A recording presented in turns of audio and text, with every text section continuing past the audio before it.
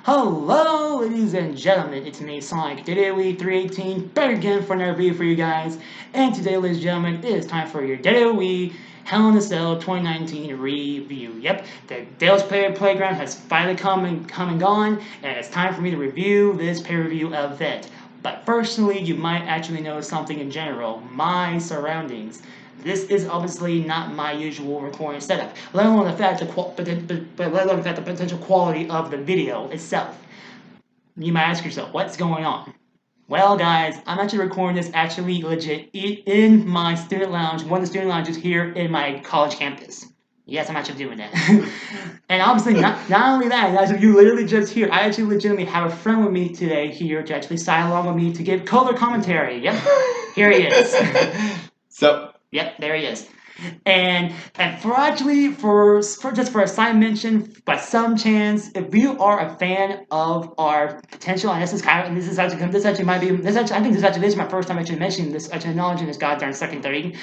My actual or no, our actual MLP page, obviously, Awesome Hope Blitz and Crimson Shine's here. So yep. there he is. Woo! Just by some chance that you're coming over here from our page, then we're here. So there you go. Crimson Shine's here with me, then, whatever. But, back to our point at hand. I'm Son 3318. Let's get back to the point at hand here.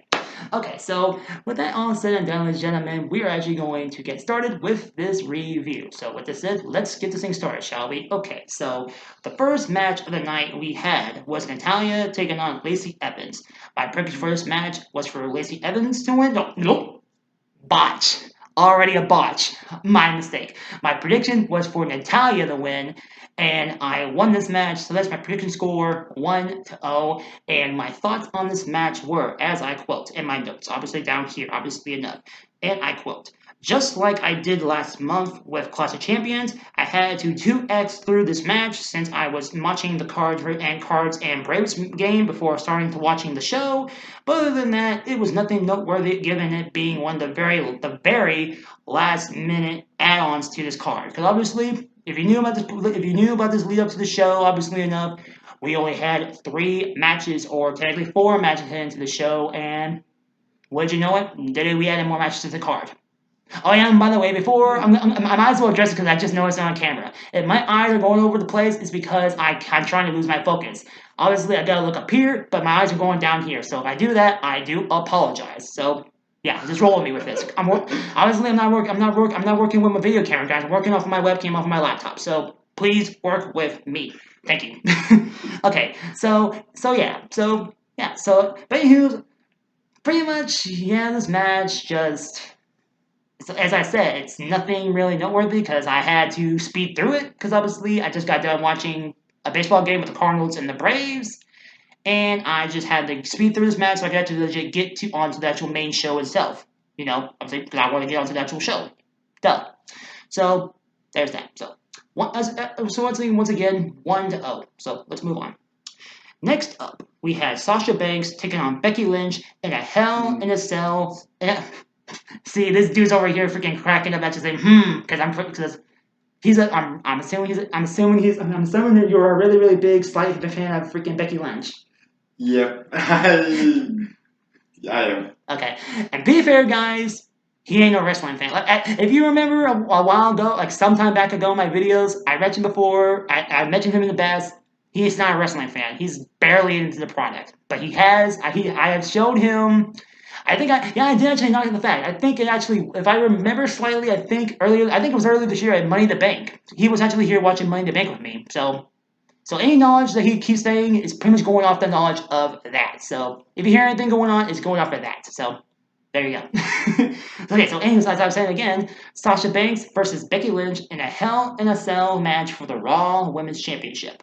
My prediction for this match was for Banks to win, to go with my revamping the product idea, knowing that there's a much more wider audience coming to the product with SmackDown Live going to Fox, and to get Banks' heel turn run, or heel turn slash run, whatever, something worth meaning because of it. But still, I wouldn't mind seeing Becky Lynch retain. Obviously enough, because obviously, go Becky Lynch. She's a man. So, so Go anyways, Becky.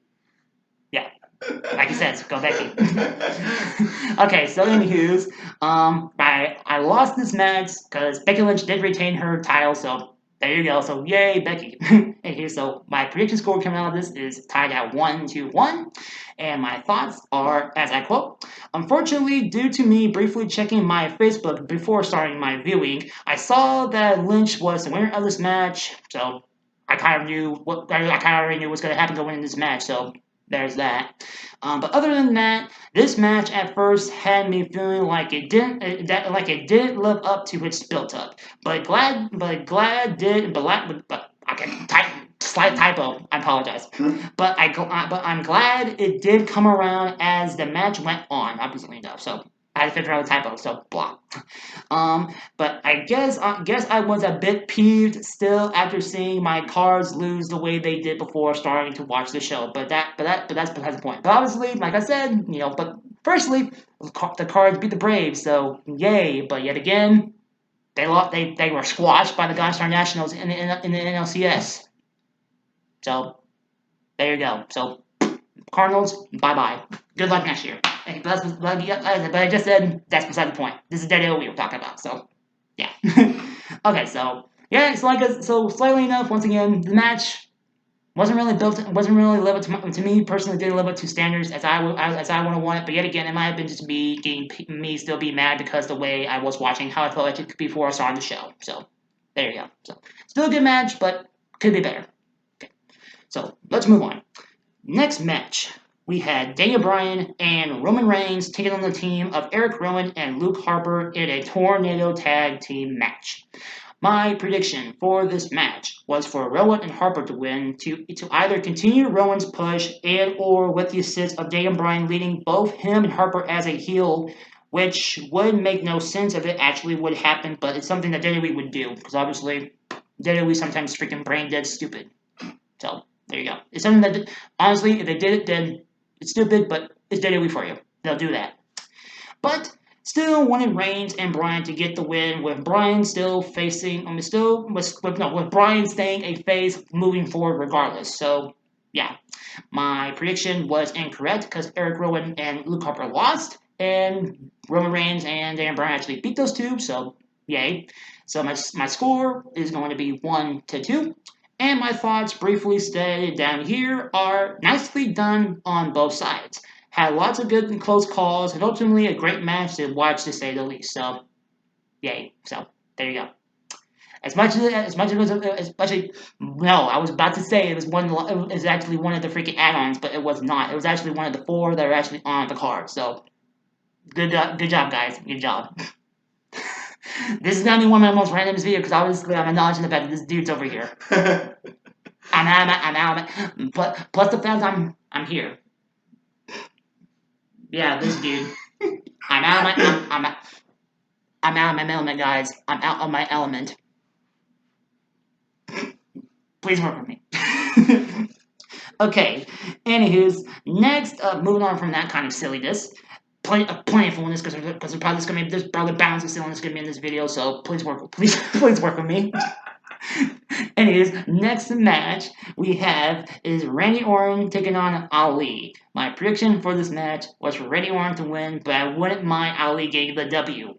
My prediction came true as Randy Orton actually won this match, as my score is tied up at 2-2 once again. And my thoughts on this were I totally did the RKO counter and how the match ended with that RKO as well. Other than that, was your typical Raw or SmackDown match as you see on TV, either like I said, either on Raw or SmackDown. So yeah, it was one of those caliber matches. But still, it was good, but nothing too noticeable or nothing too noteworthy. So, but still, good job, guys. Good job. Okay, so moving on next, we have the team of Alexa Bliss and Nikki Cross taking on the Kabuki Warriors. My bad, I'm botching. I am botching. The Kabuki Warriors versus Bliss and Nikki Cross.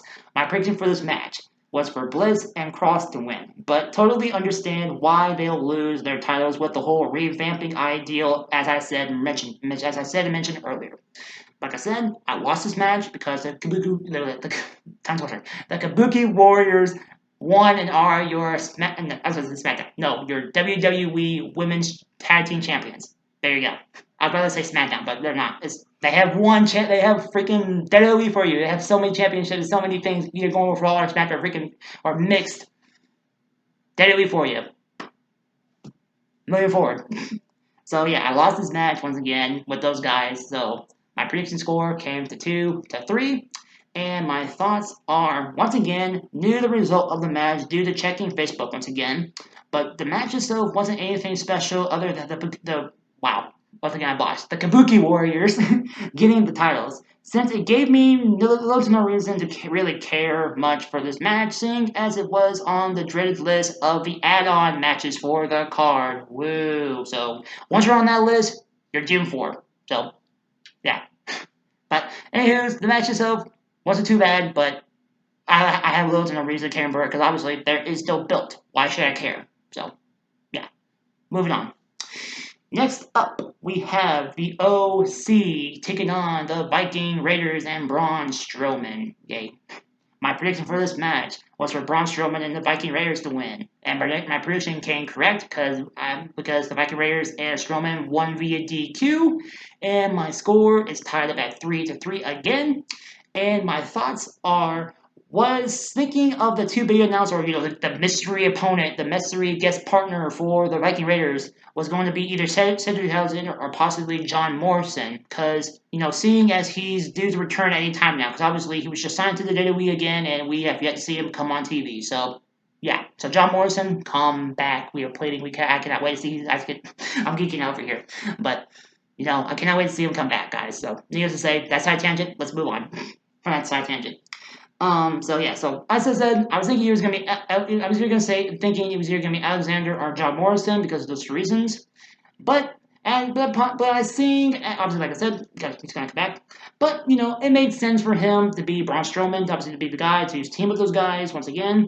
But now, as for the match, as far as the match goes, it definitely had that feeling of a Raw or SmackDown caliber match. Yeah, so it pretty much had more of that, more stuff you see on TV versus being on pay-per-view, especially compared to the other matches on the card that we're going to be talking about here on this review, obviously. So, yeah, nothing too special, but it is what it is. So, it happened, and yeah. You're killing me, dude. No, I'm not doing anything. I know, I'm out of my element. I'm sorry. Okay, let's move on again. I hope you guys are doing the ceilings, by the way, because obviously it may never happen again. But it might. It might. Moving on. Okay, next up we had Chad Gable. I actually botched my own typing. I said K to Gable. It says K to Gable on my phone, on my notes. It says K to Gable, not Chad Gable. Oh my god! Even my past self was botching. Oh my god. Anywho, moving on. Chad Gable versus not Braun Strowman, Baron Corbin. Gable versus Corbin. My prediction for this match was for Gable to win. My prediction came true. Yays. My score 4-3. And my thoughts were, unfortunately, never seemed to care for whatever was going on in the ring, which kind of stinks because out of all these quote unquote filler matches, this seemed to be the one with a legitimate story behind it. But Gable still did perform some nice spots, so that's at least a plus in my book. So yeah, so good job on Gable's part for actually performing this match. But sadly enough, I sadly had no reason seeing or why I should care about this match. Even though it had a story built up for it, I sadly just couldn't find reason to really much care what's going on in the match. So there you go. Sadly enough. So let's move forward. Next up, we have Charlotte Flair taking on Bayley for the SmackDown Live Women's Championship. My prediction for this match was for Flair to win to go with my ideal revamping of the product for the new coming Fox viewers. But wouldn't have been too surprised if Bayley retained her title. Obviously, no. My prediction came true because obviously Charlotte Flair actually won the title. So my prediction score coming out of this match was 5-3. And my thoughts for this match was for a championship match, this seemed to be very lackluster with little to nothing of victories going down on either side of the ring, obviously enough. So pretty much nothing really eventful really to happen in this match other than Flair actually claiming her 10th title reign. So yeah, it was your usual title match, which sadly really had nothing going on in it. But other than Charlotte Flair actually win the match and gain her championship, but it really overall doesn't really matter because obviously, literally the Friday after this pay per view was over with on SmackDown, we had a rematch between Bayley and Flair, and she lost it. So why have the match begin with? Stupid. Okay, so point being, we had the match. She got the championship, but then she ended up losing the following Friday on SmackDown. What the heck? Just what the heck? Okay, so anywho's, moving on for this match, obviously 5-3. Let's move on. Next up, we are finally at the final end of this godforsaken show, and this is gonna be something because obviously this has got a lot of fire going on to it. No pun intended. No pun intended for the word hell, which is technically gonna be fun because it's actually gonna be the final Hell in a Cell match of the night. So no pun intended. Anywho's, we have Seth Rollins in a main event taking on against The Fiend for the Universal Championship in a Hell in a Cell match. My prediction, which technically my prediction video, I said this was supposed to be a spoiler. A spoiler. And I literally had my notes, literally in quotes, prediction and then spoiler in big freaking bold text. The Fiend was my prediction for this match. But did I win this match? Did I lose this match? Neither. I did not win or lose this match because it ended with a no contest after the bell was called on Rollins. This is actually, and the reason why I'm saying this is because this is news to him because obviously he didn't watch the show. Obviously he does. Like I said, come here again. He's not a WWE fan, guys.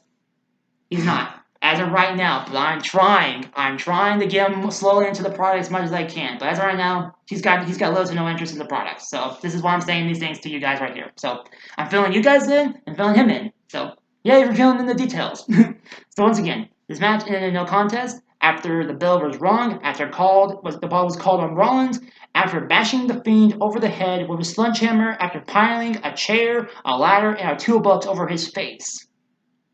Yeah, that's how it ended. Yeah. But I was about to jump to my thoughts, but I'll jump on that in a very, very second. My prediction obviously was for that. I did not win, I didn't lose this match, so my final score of the show ends in a 5-3 lose/win, obviously, because I won more matches than I lost, so 5-3. And my thoughts on this match heading next to close out to my overall thoughts are as I quote, all that action and all that built up for only the match to lead to a no finish kind of match? You gotta be kidding me. Best believe we're going to see something come out of this. We just have to. But it did give us a WTF moment moment/image of a bloody and gagged out Rollins to end the night out of nowhere before the show went off the air. So there's that. Needless to say that it surely didn't pretty much leave pretty much anybody in the arena or pretty much anyone in the viewing audience as well very, very happy, to say the least. Not trying to. I mean, again, I'm not trying to fully, bash on this match because obviously, because it was good for what it was given for. Because what we were given in the match, it was good. They gave it good spots and really good moments. So I'm not trying to bash on anything too much, but because what was given to us, it wasn't too bad. But the ending, the ending is what killed it for me. DQs are not supposed to be in Hell in a Cell matches because obviously you're not supposed to be disqualified in a Hell in a Cell match. It's Hell in a Cell for crying out loud. Freaking rules are supposed to be broken. It's supposed to be one of the most violent matches in the WWE history. Rules are meant to be broken. And rules are not supposed to be allowed. We literally, guys, and I'm not the only one going to be complaining about this, because obviously as well, because you've seen balance of people talk about this already.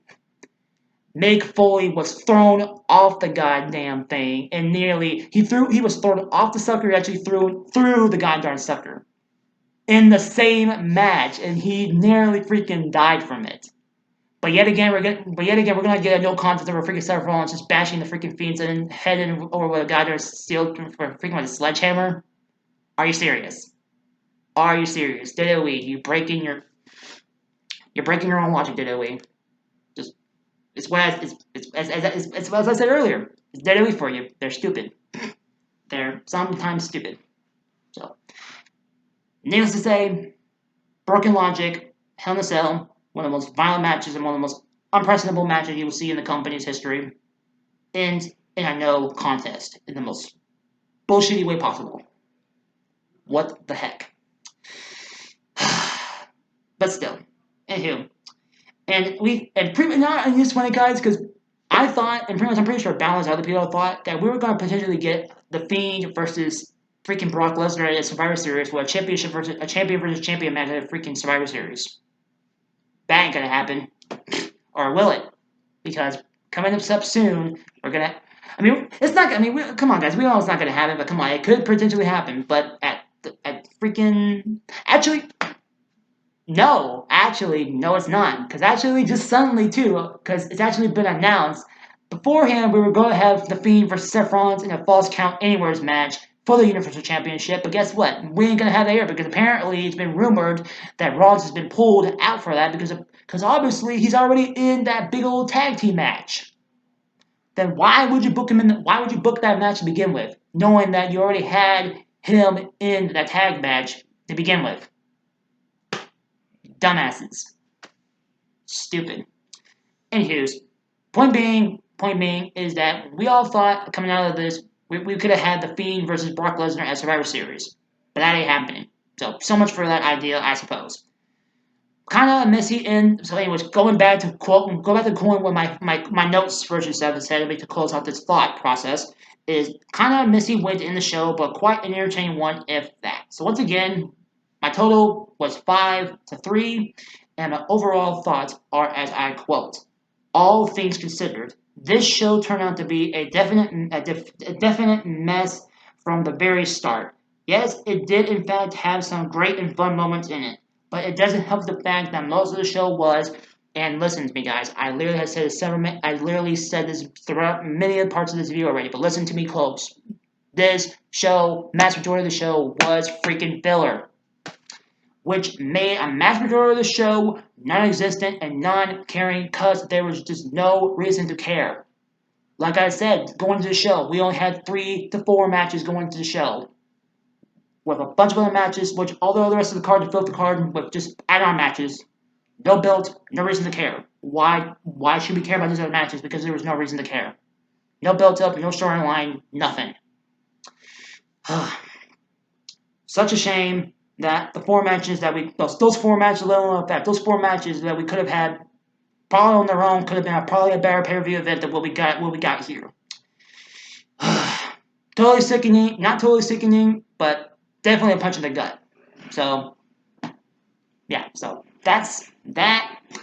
And like I said before, the show has probably been flacked on by a bunch of people already, myself included, obviously enough. But is it really that caliber of a worst pay-per-view of all time? Sorta. To me, it's trending on that line. But definitely, I can agree that this is probably going to be one of, if not definitely, the worst pay-per-view events of 2019 in general. Because obviously, that ending alone just killed it for me, and killed a lot for everybody. So. Hopefully WWE picks up their ball that they massively dropped here with the Fiend, and hopefully pick up both Fiend and Seth Rollins because they do not to be deserved, and no pun intended for Seth Rollins, to be burnt down the way that people are treating it coming out of this match. Because obviously enough, the Fiend is excellent, and Seth Rollins, as I said before, as much flack as as much flack and hate as he's getting recently from the WWE universe. To me, he's still perfect. He's still cool. So.